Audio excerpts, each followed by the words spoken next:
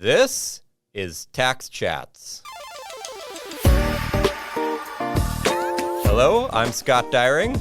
And I am Jeff Hoops. And we're here to chat about taxes.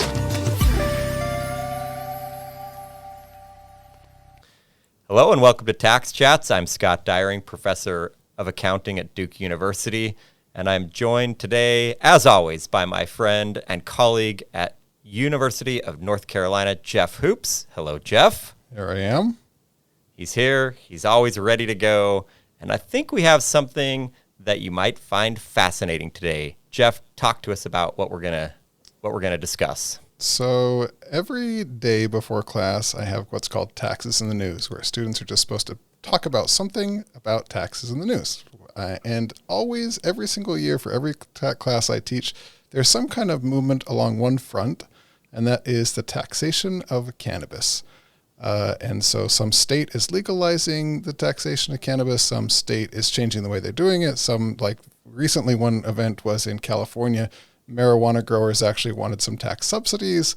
And so just in view of the fact that it's a pretty interesting area, it's pretty dynamic, we have on the show Caroline Weber from the University of Kentucky to talk to us about this. Caroline, how are you doing? And can you introduce yourself a little bit? Yeah, I'm Caroline Weber. Like you said, I'm at the University of Kentucky in the Martin School of Public Policy and Administration. And I actually now have sort of become a marijuana tax expert, along with some other income tax and tax evasion work that I do.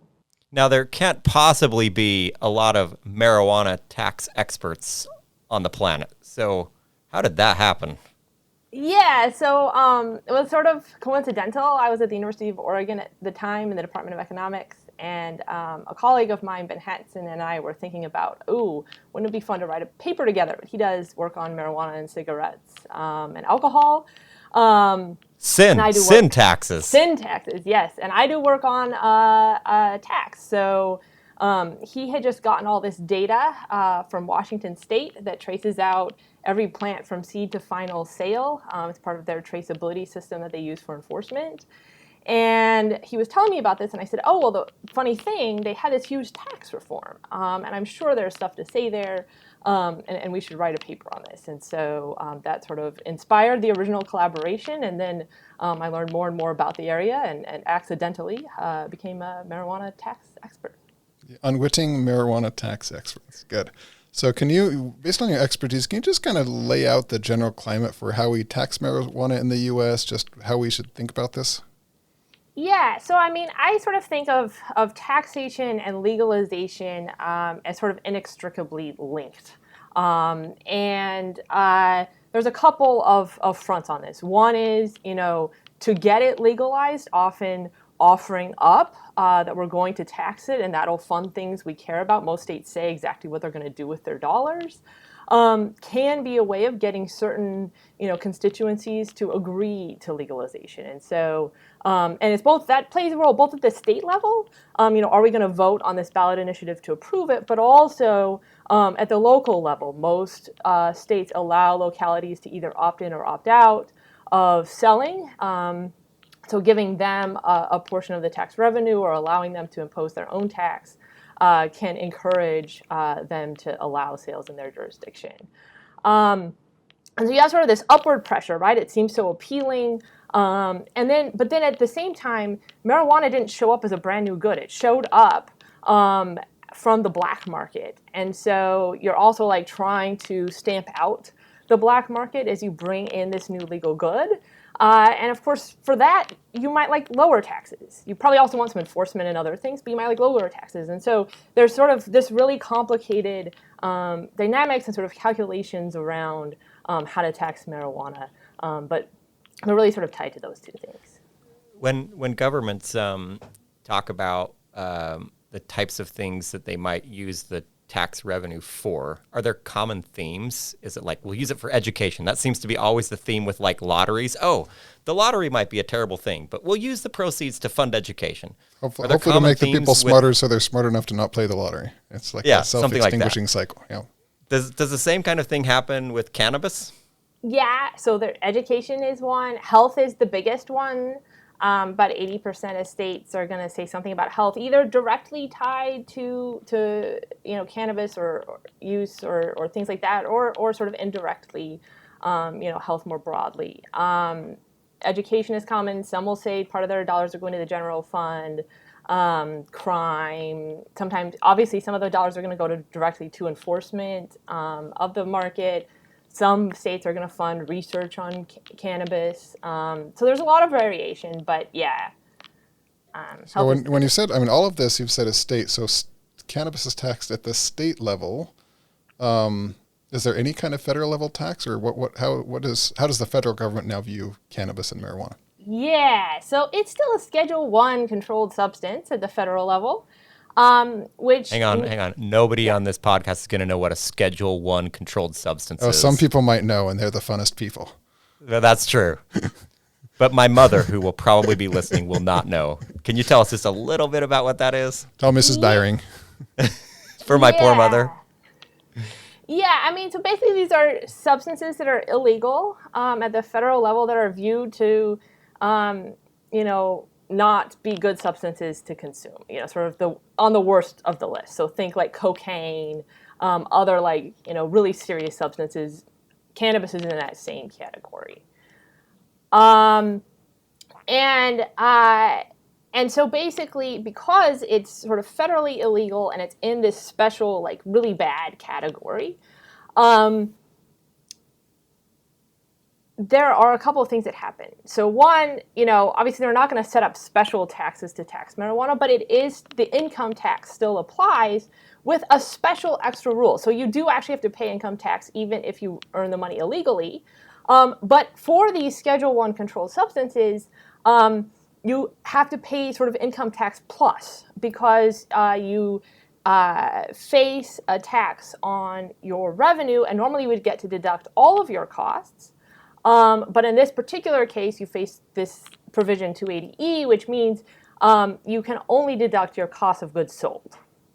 Can't deduct salaries, rents, anything else as long as they are, part of this illegal operation. And so are there other things? Are there other things like that? If I run like a illegal prostitution ring, or I'm arms dealer, or if I'm an assassin, does that same kind of thing apply, or is it just Schedule 1 substances? 280E is really about these particular substances. It was part of sort of the war on drugs and so on. Yeah, when I first learned this, that was pretty fascinating, right? Because I can do a lot of bad things, but if I'm, I have like a big brothel, I'm running this illegal prostitution shop, I can deduct my lease on my rent. But if I have a marijuana dispensary that's legal at the state level, can't deduct rent. Pretty crazy to me. Well, actually, one thing that most people might not know is that you actually have a legal obligation to pay taxes on your illegal income, which is also a very fascinating aspect of the tax law. And it's been used many times to, kind of find an additional thing to throw at various criminals and so forth. But that's kind of amazing because even though this is illegal at the federal level, the government says, we don't care if it's illegal. We're still going to tax it. And it's going to give you a little bit of a double whammy in some sense because you don't get the normal set of deductions. It's pretty amazing. So it's legal at the federal level. States, it's legal. How different are the different states and how they treat it tax-wise? So states have tried a number of different things. I would say sort of as a benchmark, sort of the modal choice is to have a retail excise tax that's a percentage of the sale. So, and these taxes range from about 10 to 37%. So a big, actually kind of sizable range in terms of how heavily we're going to tax it. The percentage of sale in terms of dollars. In terms of dollars, exactly, okay. Exactly. So that's kind of like the modal choice, and typically retail sales taxes apply as well. And then, from there's other variations. So, what was the range you gave again? 7 to 10 to 37%. 37%. Hold on. Some state charges 37% and plus the sales tax. Yeah, Washington State. They actually didn't start with that. They started with a 25% gross receipts tax where they would tax you at every point of sale, through the supply chain, but not allow you to deduct any costs. So that's like a value-added tax without the downstream deductions. Exactly. Wow, that's pretty crazy. Yeah, and they knew it was actually terrible tax policy, but they were trying to figure out what was the very best tax policy to put in the ballot initiative to increase the likelihood that it would pass. And apparently, focus groups led them to conclude that this was the tax they needed. So they put it in the ballot initiative, they adopted it, and then in the state of Washington, once you have a ballot initiative passed, you can't change your tax policy for 2 years, or any policy, anything tied to the ballot initiative for 2 years. So they had to open their market with this tax that they knew kind of had terrible properties, but they had to keep it for a while. And then when they were able to get rid of it, they shifted from that to this 37% excess. Okay, so that raises an interesting question, which is you have like what I think most economists would say it's probably like not the greatest tax structure, but because it taxes things kind of over and over and over again as they move up the value chain, and then I'm assuming it's been changed now to kind of fix that. What happened to revenue collections? Did the terrible tax policy like work? Is it better now? Do they collect more revenue? Like, what happened? So I mean, it was still at a time of like substantial growth. I mean, they do collect more revenue now than they did before. We have a paper that sort of estimates sort of the productivity gains from getting rid of this, and you see that basically firms turn around, the cultivators who are going to grow it, turn around, which you can see right away, turn around and plant about 20% more plants. When the tax policy gets better, they plant more plants. They plant more plants when the tax policy gets better. And it's firms that were sort of inefficiently too small, so they were sort of trying to basically be all vertically integrated to avoid the tax. And so they try to sell to their own manufacturer, but maybe they didn't have a lot of manufacturing equipment to process the marijuana and things like this. And so it's these sort of really small ones who then turn around and start planning a bunch more stuff and basically maybe reach the economy of scale point or whatever. So that's go ahead, Jeff. I was going to change subject. Keep that's fine. Yeah. So again, 37%. So plus the sales tax is a very high number. So what else? What other kinds of things are states doing? So, what are the variations other than just like the rate? Yeah. So on the one hand, states have been really excited about how much this industry has taken off in terms of sales. But on the other hand, they've been very frustrated, many of them, by the fact that prices are falling. This is a market that in most states opens, prices start out really high. As more firms come online and they get more efficient and they figure out what they're doing, prices fall dramatically. Like what's an example of by how much they're falling? Is it like in half, a tenth? So at least half. Sometimes half again. It varies by the state. I think in California we've gone half a couple times. So by large amounts, basically. And so this is very frustrating because even if you're seeing sort of your tax revenue and sort of total go up, as a state, you're basically recognizing that the number of dollars you're collecting on each gram that's being sold is plummeting. So wait, if you're seeing revenue going up and the price is going up by half or more, there's just like a way more cannabis getting used. Yeah. So the price is going down. I think you said up. The price is going down, and the down revenue is going up, which means the usage is going way up. Way up. So do we have some estimate for how much usage is going up and how usage is tied to taxation, or is that a parameter that has escaped us thus far? I know that there's work. I don't remember the exact numbers. I know there's work that's looked at surveys to see how many more people state that they use marijuana now than they did before. It's going up, but I don't remember by the exact number. But to come back to what you were talking about, so revenue might be going up, but the price per unit is going down. And if the tax is tied to the price, then your tax per unit is going down. So are there solutions that states are implementing to solve that problem? Or is it a problem? Well, that's a really good question, right? Is it a problem? Depends on your goals, right? What was your purpose of taxation? What are your goals here? What do you care about? For example, are you worried that it's going to continue to fall? Do you care about the fact that as the price falls, probably demand rises? Do you care about how much marijuana is being consumed in your jurisdiction? I mean, these are all like really complicated. You know, there's a lot of things you could care about, right?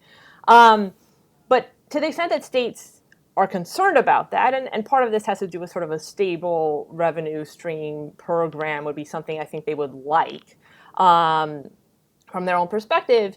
What states have started to think about doing is to include either exclusively or in addition basically a tax that's sort of fixed in dollar amount. So, you know, a $9.65 tax per ounce in California, right, is what it started with, and then now it's gone up to $10. So you have sort of these, and in California, they actually have that, and then also sort of taxes at retail. So sometimes, you know, these taxes are sort of added into other things. New Jersey, who's just about ready to come online, they've decided to have a tax that's only that. So they're initially going to have a tax that sort of like applies to everybody, but it's like 33% of the sales price per ounce. And then after 9 months, they're going to have this sort of fixed dollar amount per ounce that sort of ratchets up as the price falls. At what level are these taxes remitted? At what level are the taxes remitted? Yeah, is this like where along the supply chain is that $9 per ounce happening? So, and this is a really stupid. Is an ounce even a lot? Like, how much do I need to roll something and smoke it? Is it like a tiny little fraction of an ounce? Do you know? Yeah. Like the smallest, except for pre-rolls, the smallest amount is going to be 1 gram, and there's 28 grams in an ounce. So, the typical person's not going to go buy an ounce.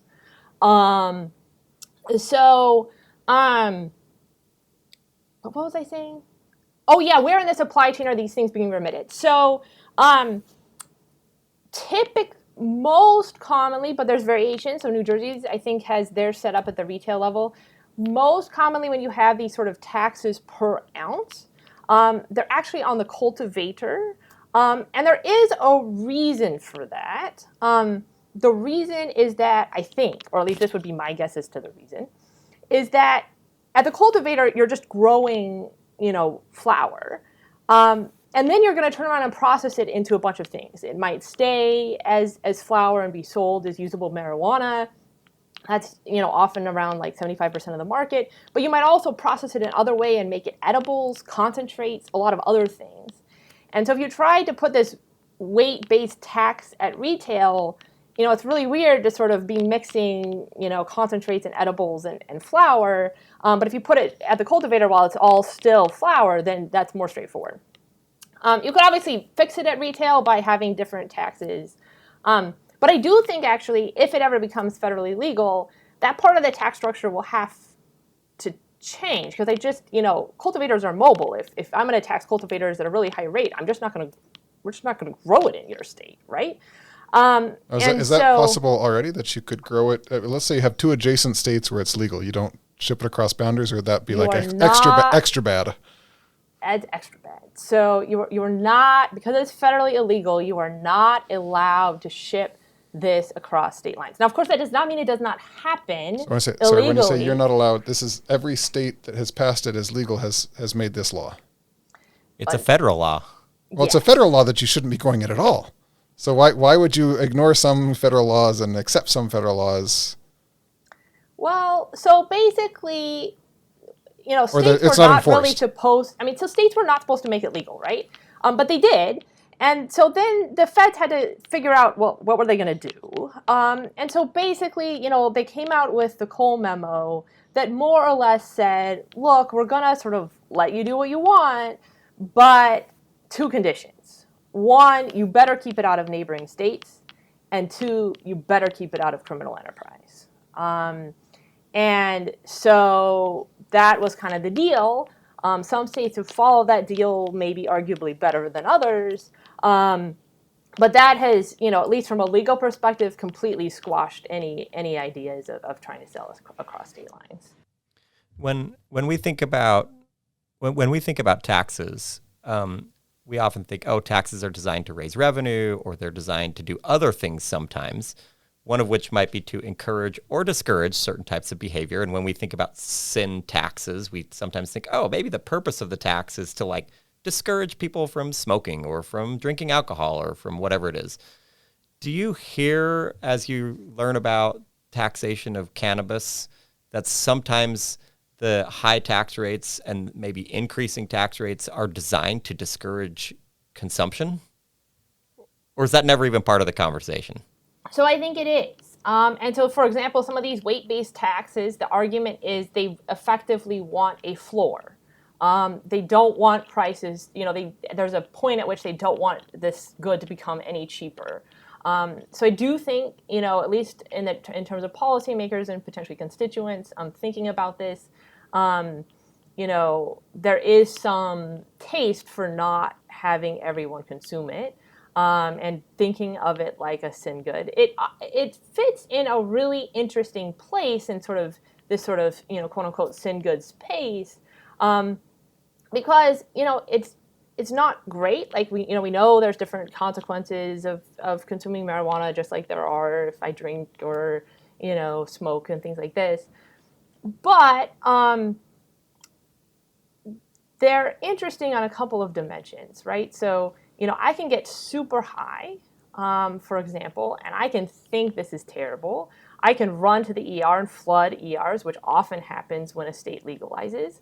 But all they're going to do with me is set me in a room, wait till I, come off my high, and send me home, which is very different than what might happen if I consumed vast amounts of alcohol. Or vast amounts of other Schedule I substances. And so it is this really interesting place where you might sort of think about, particularly if, marijuana is, let's say, a substitute with alcohol or cigarettes or other harder drugs. It sits in a really interesting space because of that. So here's another question. So we know that marijuana is taxed. We know before when it was illegal, it wasn't taxed, obviously, at least as far as some kind of retail level tax. What do we know about compliance with the tax? I mean, are there still people selling it on the black market, and so you just have a lot of untaxed marijuana? What do we know about that? So I think we know that states have taken very different approaches to this. So on the one hand, I think you have a state like Washington, which said we're going to make this legal and we're going to get rid of the black market. That was their goal, and they set up a plan to do it. And so they, for example, they have drones flying around looking for any grows that are illegal that they then would bust. When you say illegal, does that mean just you haven't paid taxes on them, or you have to you register don't have them a beforehand? So all of these, so anytime, all these states, to be able to grow, you have to get a license. And in some states, that's harder than others. And any amount, or is there some like de minimis where I could have some in my house just for my personal use, or is it? You can grow. Most states you can grow it yourself, in small amounts. Colorado made a mistake and said you could grow up to 99 plants, and that became very confusing to try to distinguish between illegal grows and your own personal. Because 99's a lot. 99's a lot. So they've had to address that. But for the most part, you can grow it in small amounts. So Washington basically said, we're going to try to find any illegal part of the market. We're going to squash it. We're going to let a limited number of firms to sort of come in to sort of meet demand but not exceed it. We're going to have this really complicated process, which wasn't terribly equitable in terms of who got access to licenses, but they didn't let in a lot. And then they turn around and audit them. So they get audited. If you're a cannabis firm in Washington, you get audited 4 to 8 times a year on average. If you get on the naughty list, watch out, you get more than that. And so they are watching you. They have this traceability system where they're watching every plant from seed to final sales. It moves along the supply chain to different parties, and they're watching it. So it is. The black market, I don't know, is completely eliminated, but anecdotally, it's mostly, it's far and away, large chunks of it are gone. In Washington. So that's one big benefit of making this legal and then taxing it is you might possibly reduce significantly or even eliminate a black market. That's a good thing. There probably are some bad things, and I know you've done some research on this. So, for example, some people are concerned that like traffic accidents will increase because there will be more people driving under the influence of marijuana. And I know you did some work there. Maybe tell us a little bit about the negative consequences and then possibly how governments are, for example, using the tax revenues that are raised from this to offset the costs that are imposed on society for things that happen that are bad. Yeah. I should also say, back to the last comment, that there are states who've really failed at getting rid of the black market. So we may want to come back to that at some point. Well, talk about that first. Let's talk about the failures. Yeah.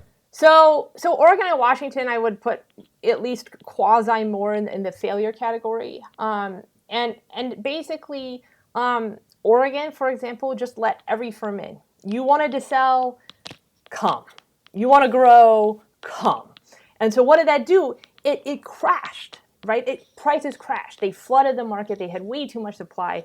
Prices didn't just go down. They plummeted. And then they had this choice. Well, I could sell in the legal market with a plummeting price and pay a 25% tax, or I could sell in the black market. And that was a very different calculus. And also, sometimes they would say, well, like, okay, I've sold what I can in the legal market, but I'm either going to have to burn the rest or sell it in the black market. And I can, of course, sell it in the black market in Oregon, or I can sell it most of it gets burned, right? Yeah, if I'm going to destroy it, it would get burned. Yeah. But you burn it even if you're not going to destroy it. That is true. Very funny, Jeff. Very funny. Sorry, I had to throw that out That's there. That's good. So they've really struggled to get rid of their black market. And then you have like a state like California where they let jurisdictions opt in instead of opt out to sale. So 70% of cities in California in 2021 still don't allow a legal dispensary. So you have like those problems at retail. And then like California also, they were selling just massive amounts back east. And so when California legalized, they sort of showed up and said, great news, we're going to make some of you legal. Terrible news, you can only sell to the citizens of California. And so for them, if they were to really get rid of their black market, they would have had to shut down huge numbers of illegal grows. And for one reason or another, they haven't, maybe had the will to really do that successfully. And so there's, so it's both at the cultivator level and then at the retail level, you might be selling as a legal firm with an illegal, cannabis shop down the street. And so that's a very different type of environment. So there's kind of mixed success then in terms of stamping out black markets, depending on the policies that were kind of accompanying the legalization. All right, now talk to us about driving. I'm really fascinated. Oh, yes, driving. Okay, so when I think about driving and cannabis, I like to think about the simulator studies. So they've done studies where they have people, first drink alcohol and then get behind a driving simulator. And then alternatively, get really high and then get behind a driving simulator. And you can probably imagine how this goes. So if I drink and then get behind the wheel, I'm going to go fast. I'm following people close. I'm sort of aggressive. If I get high, I'm a very impaired driver. Just as impaired, presumably, as if I was drunk. But I'm going to drive slow. I need to leave a lot of space. I'm sort of anxious. And so I may get into a car accident. It's not really theoretically that likely that I'm going to get in a fatal car crash because a lot of those happen right at high speeds with, and so on. So yeah, we do some work to sort of, basically what happened was there were all these news articles coming out and saying, whoa, traffic fatalities have increased in Washington. It must be because they legalized cannabis. And, our hypothesis was, well, in fact, they were already going up in Washington. It doesn't have much to do with cannabis. And when we sort of construct a comparison group, that's exactly what we find.